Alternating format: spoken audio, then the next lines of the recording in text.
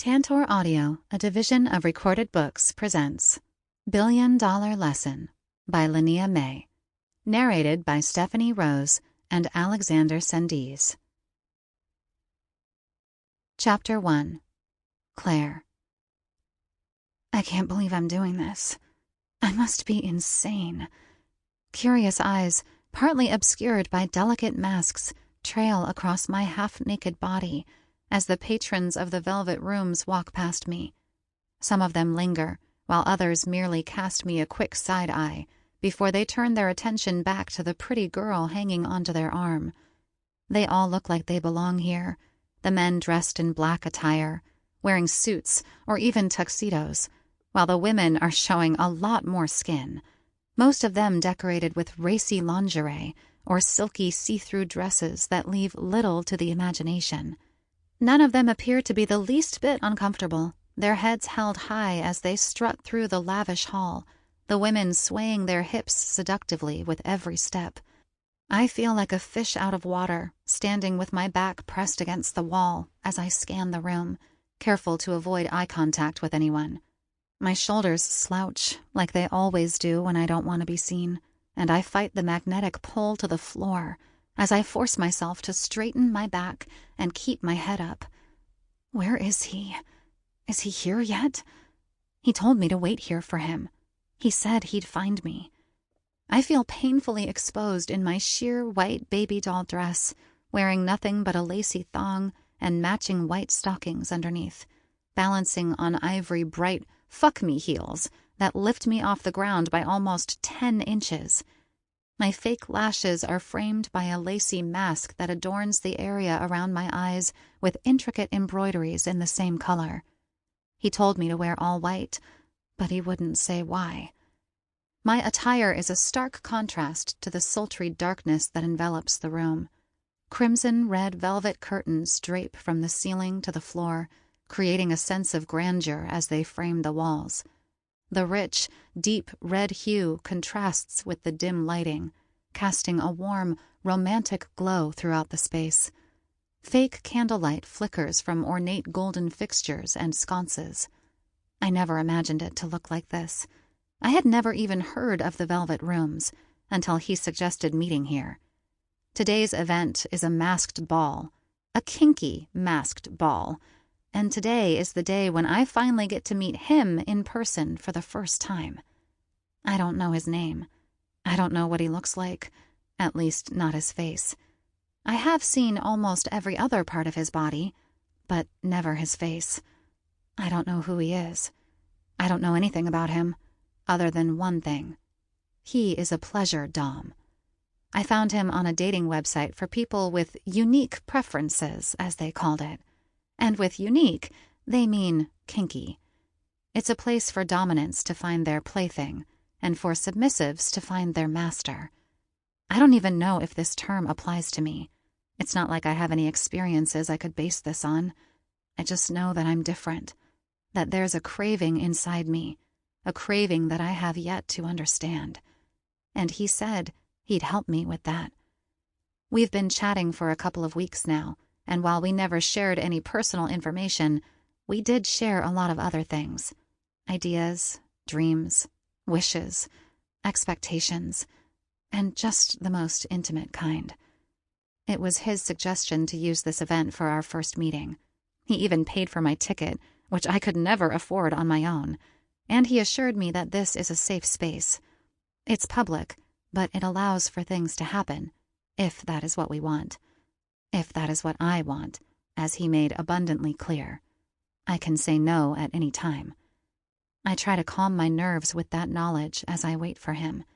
I've only been here for about 5 minutes, but it feels like an eternity, with my heart racing and my mind twirling with anxiety. This is crazy. I can't believe I'm actually here.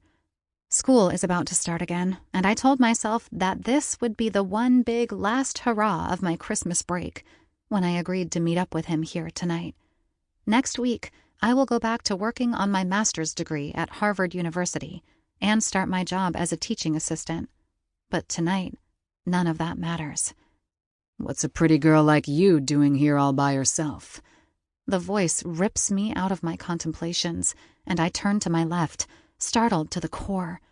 A man in a black suit, at least 20 years my senior, and with graying hair, is standing right next to me, way too close for comfort, as he flashes an assertive smile at me, his teeth whiter than the fabric that envelops my body. He's wearing a plain black mask that gives him the vibe of an aged Zorro. There's an instant lump in my throat as I follow an instinct to move away from him. Is this him? Please don't let it be him. I'm waiting for someone, I stutter. Yes, of course you are, he says, moving closer, while the grin on his face widens. You're waiting for a man, aren't you? I nod, mute, and my lips are pressed into a thin line. Well, here I am, he goes on, and a cold shower of apprehension rushes down my spine when he lifts a hand to move a loose strand of hair behind my ear. My heart sinks. What have I gotten myself into? How could I be so stupid? He's so different than what I expected. So much older, and so utterly creepy. The lady is with me. Another voice intervenes, and my heart skips a beat when I look up to see where it's coming from. It's as if he appeared out of thin air. He towers over the other man by at least 3 inches, a tailor-made tuxedo hugging his broad shoulders, his dark blonde hair gelled to the side and piercing green eyes peeking out through the elegant mask that covers the upper half of his face. The mask is curved at the edges and clings to the lines of his high cheekbones so perfectly that it looks like it's been tailored to match his features. Even with the mask on, I can tell that he's out of this world handsome. A strong jaw, cleanly shaved, with not even a single stubble in sight, and his lips curved into the hint of a smile when he looks at me. If you'll excuse us, he says, speaking to the other man, while his eyes remain fixated on me. He's holding up a flute of champagne, and when he hands it over to me, the other man finally takes a step back and vanishes into the dark without another word. Chapter 2. Aston. There she is, and what a sweet little flower she turns out to be, even sweeter than I could have hoped for. I've been watching her for a while, taking in the side of her petite body, wrapped in delicate white lace just like I told her to. An ebony white mask conceals the area around her eyes, but the embroidery is so delicate that her features are still visible. She looks like a pretty doll, her eyes unusually large and surprisingly dark in contrast to her light hair, and her luscious lips painted in a warm pink that makes them stand out against her alabaster skin. Her blonde locks are falling down her shoulders, only secured with a little hairpin at her temples, respectively. She's shorter than I expected, even with the heels that elongate her alluring legs, adorned with white stockings with ruffles at the seam and a ribbon around her thighs. She really looks like a living doll. My living doll. A sense of pride washed over me when I saw her enter the venue. She doesn't display her body the way most other girls do around here. She doesn't tease or entice or do anything to catch anyone's attention. On the contrary, she looks like she doesn't want to be seen by anyone, despite her breathtakingly beautiful appearance, keeping her head low and avoiding eye contact with anyone. Whenever she dares a shy look around the room to look for me.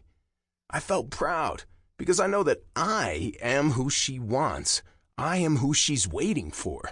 The most delicious little lamb in this entire venue, and she's all mine. I can't wait to see how much of me she can handle, how much she's willing to give, and more importantly, how much she's willing to receive. But her exquisite innocence draws some unwanted attention to her, and when looks turn into action, it's my cue to move and claim what is mine.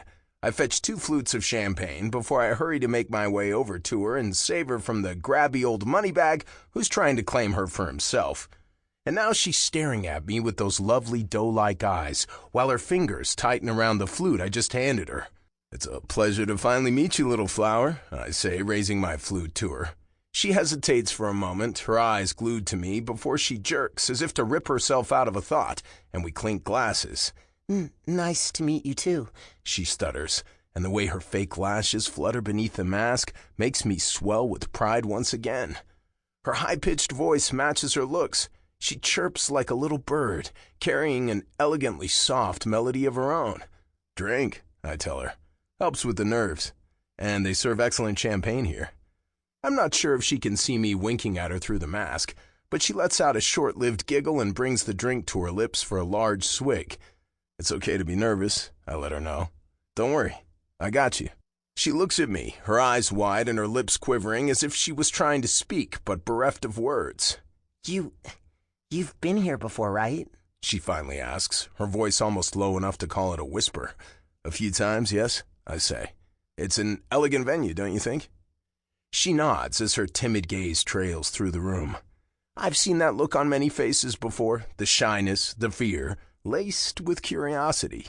Unbeknown to my friends, I'm a well-respected member of this club. I know my old college friend Logan has been a patron here for years before turning his attention to the new location in Washington, D.C. I was careful never to run into him here because I don't want anyone, not even my oldest friends, to know about my inclinations. But I don't have to worry about that anymore, now that he's tied to a girlfriend and no longer hunting for prey in these establishments. He and the other boys still think of me as the goody-goody of the group, the moral authority that keeps everything and everyone in order, and that's exactly the image I want to convey. It's necessary for my own safety. It's quite something, my flower says, her eyes still wide as she scans the room. Is it always like this? They don't have a masked ball here every weekend, if that is what you mean, I say. I step closer, cornering her, as I place myself between her and the room while she seeks refuge against the wall. I picked a special event for us tonight, because I thought it would be fitting, considering how we met. Well, technically we never actually met before tonight. She dares to tease. The appraising look on her face tells me that she doesn't have the courage to be herself just yet. True, I agree, which helps her relax a little.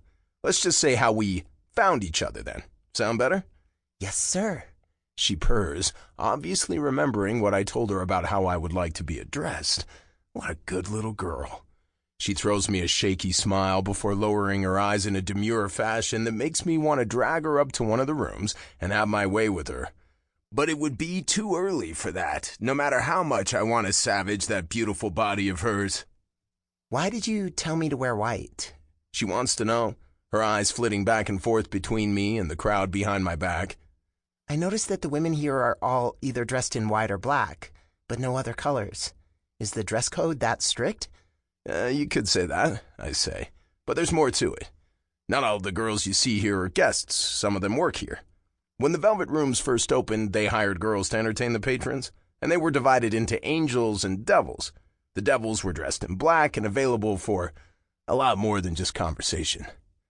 She startles when I pause and lean in even closer to her pretty face. I can feel the heat of her erratic breath on my lips when I place the tip of my finger beneath her chin, slowly tilting her face up to mine. And then there's the innocent angels, dressed in white and not to be touched. I go on, relishing the way her chest heaves and her lashes start to flutter again. Just like you. Not to be touched? She utters, a hint of disappointment in her voice. Well, except by me, I say. You're mine for tonight. She doesn't shy away when I come closer, and she doesn't fight me when my lips finally land on hers. It's just a peck, a quick brush of my lips against hers, and before it can turn into more than that, I feel something cold and wet against my chest. Confused, I retreat, and the shocked look on her face tells me right away that something is amiss. Oh my God, I'm so sorry, she blurts out, her eyes glued to my chest area, before she pulls them away and looks at the empty flute in her hand. A large wet spot is spoiling the white shirt beneath my tuxedo, causing the soaked fabric to cling to my chest. She managed to pour her drink at the worst place possible, right in the middle, where my white is exposed. A smile plays at the corner of my mouth. She just gave me the first reason to punish her. Chapter 3. Claire. Oh my God. Of course I would do this. Of course I would ruin the night before it even began. Of course I would spill my drink on his shirt when he kisses me. But that kiss... I've never felt anything close to the heat that was rushing through my core when this man's lips met mine. He's so out of this world handsome, almost godlike with his tall stature and controlling demeanor. He exudes power and control in an elegant manner that makes me weak in the knees. And I just spilled my drink on him. He doesn't look mad, though. He takes a step back, his movements slow and deliberate, while his gaze is locked down to his chest, where a clearly visible wet spot is spreading across his otherwise immaculate shirt. A shirt that probably costs more than anything I ever owned. I'm so sorry.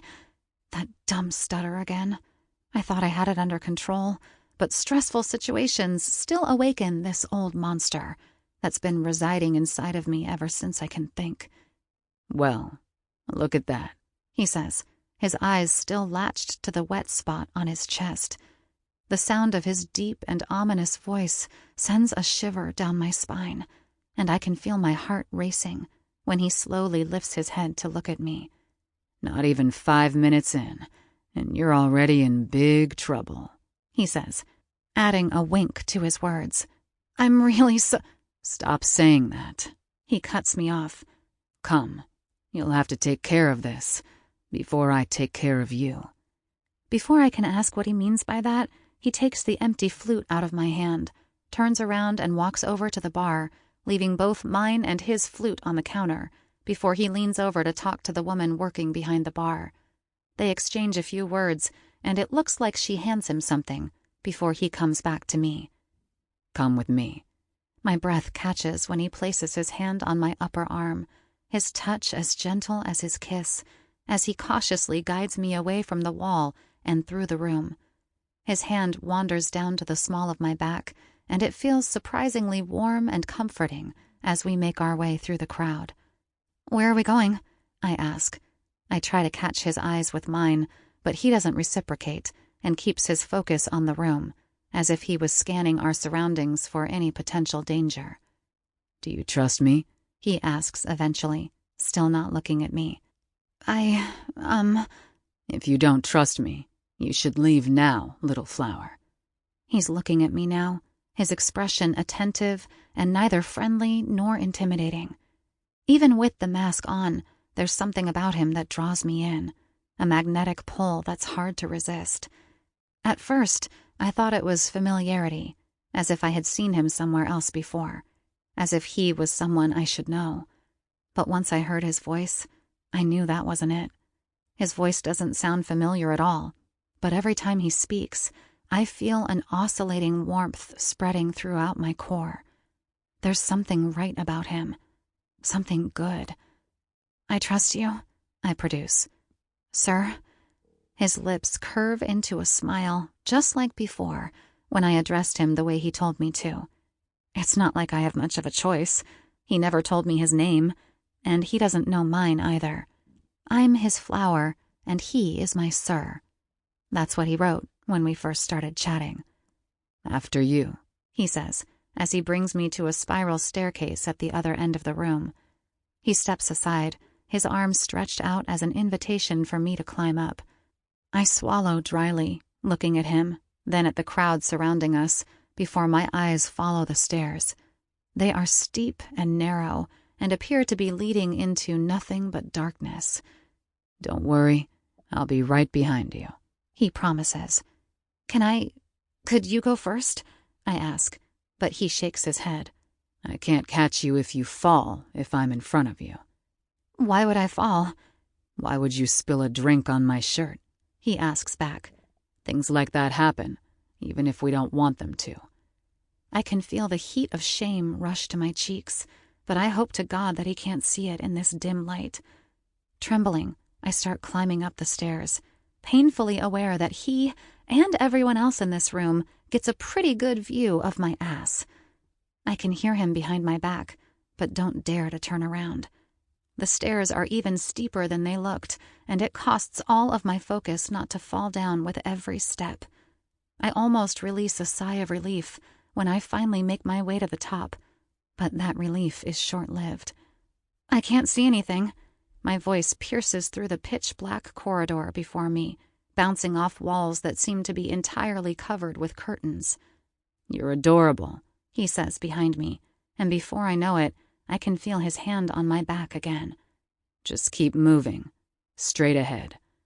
Now that my eyes have gotten used to the darkness up here, I finally get an idea of what lies ahead of me. It's a rather narrow corridor, with several junctions breaking off to the left or the right, and the curtains appear to exist in lieu of doors. This is it, I hear him say behind my back, as we seem to have reached the end of the corridor. I come to a halt with such abruptness that he almost runs into me. Just move the curtain aside and go in, he says. Confused, I reach for the velvet fabric and push the curtain aside to slip through. I step inside the room and am even more confused than before. There's nothing in here, I remark. The room is bathed in a warm and dim light, similar to the hall downstairs, revealing more than the darkness we just walked through. But really, there's not much to be revealed. My eyes trail from one corner of the room to the other, but all I can find are black walls and a black floor, partially wooden and partially cushioned, as if it was meant for some kind of martial art exercise. That's the whole point of the black room, he says behind me. He walks around me and places himself in front of me, as if he was presenting something before my eyes. I thought you wanted me to clean your shirt, I mutter helplessly. There's nothing here I could... That's quite all right. He cuts me off, and my heart almost stops when he places his finger beneath my chin to tilt my face up to his. I didn't bring you here to clean me, little flower. But... Hush. Remember what we talked about? He asks. I've been looking forward to finally meeting you. After all those sweet promises, I finally get to see and touch my little plaything. But I want to take my time with you. Understand? He lets the tip of his finger trail down my neck, caressing my collarbone, before he moves further down to my cleavage. He's barely touching me, the tip of his finger merely brushing against my skin, as he follows the curve of my left breast, and my breath hikes when he draws a circle around my hardened nipple. I asked you a question, he whispers, an ominous tone lacing his words. When I cast him a puzzled look, he adds, I asked if you understand. Yes, I hurry to say. Yes, I understand. His eyes narrow, and he moves his finger across my nipple again, adding a little more pressure this time. Don't you think you forgot something? He asks. How are you supposed to address me? Fuck. How could I forget this early on? Sir, I blurt out. I'm sorry. Yes, I understand, sir. He smiles and shakes his head. Now you already gave me 2 reasons to punish you. I don't know why the threat of a punishment turns me on, but I know that it does. He told me that it would be like this, but I never quite saw it coming. Now, let me have a closer look at you, he says. Go over there and present yourself. He points to a corner of the room opposite of where we are standing. Yes, sir. I try to remember everything we talked about as I strut over to the other end of the room, trying my best to look sexy for him, as I sway my hips and turn around to face him as elegantly as possible in these sky-high heels. Good girl. His praise fills me with pride, and I straighten my back, pushing my shoulders back in an effort to appear more confident than I am. He looks at me through narrowed eyes, scanning my entire body from head to toe, as if he was assessing the value of some kind of artwork. Beautiful, he concludes. What a lucky man I am to have such a delicious-looking plaything all for myself. He actually licks his lips at those words, and the motion sends a hot rush to my core. It's so awkward and oddly demeaning to be standing here like this, half naked and balancing on heels I can barely walk on, before the eyes of a stranger. Except that he doesn't feel like a stranger. Even now, as his hungry eyes travel across my body, I can't help but feel drawn to him. I want to touch him so badly, and what I want even more is for him to touch me. Why does he insist on keeping this much distance between us? Turn around, he says now, throwing me a sinister look. Yes, sir, I respond in a hoarse voice. I do as I'm told, facing the black wall as I present my back to him. Very nice, he assesses. Now bend over. Present that pretty ass to me. I swallow dryly before I follow his command on shaky legs. I support myself against the wall as I lean over and hollow my back for him, as if he was about to fuck me from behind. Is that what he's going to do? He said we would go slow, but... The voice of steps rips me from my thoughts, quickly followed by a sharp sting when he lands his hand on my right ass cheek. I manage not to shriek, but there's a loud gasp that flees my lips. Are you forgetting to respond to me on purpose?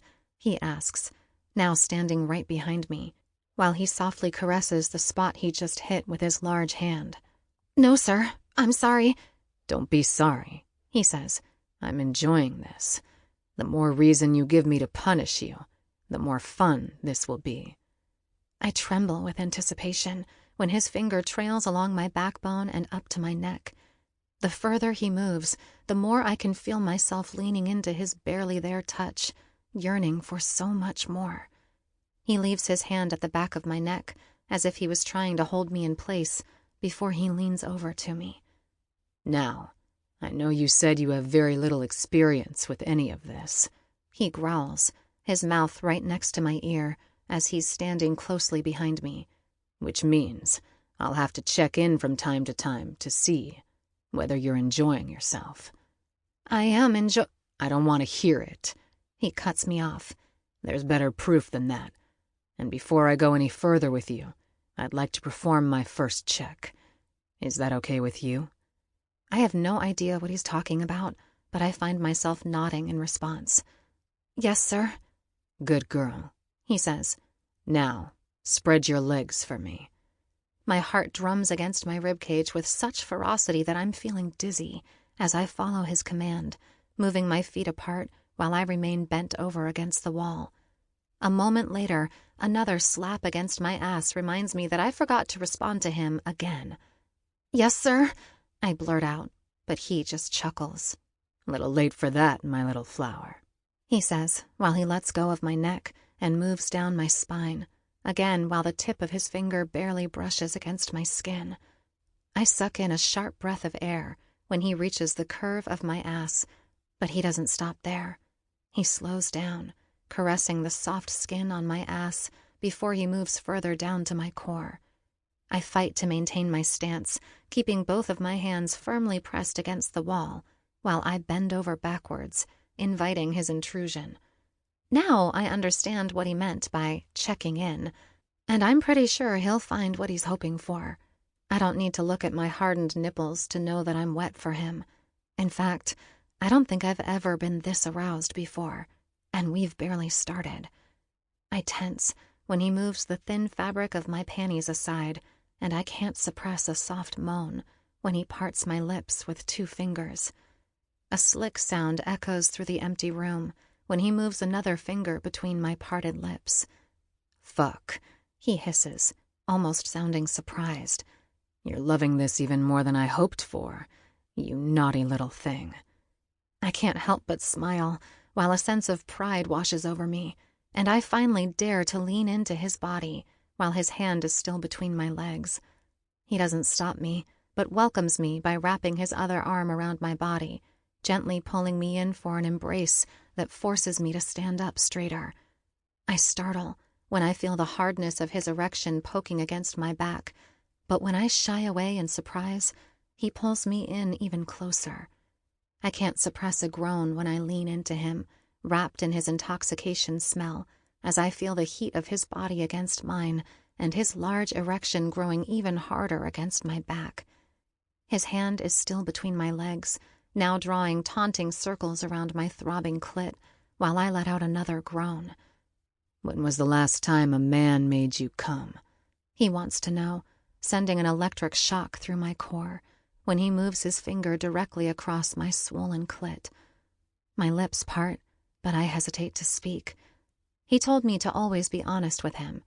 But should I really be honest about this? Would he even believe me? Tell me, he urges. Never, I blurt out. Never, sir. I've never been with a man before. And then he stops. Chapter 4. Aston. Fuck.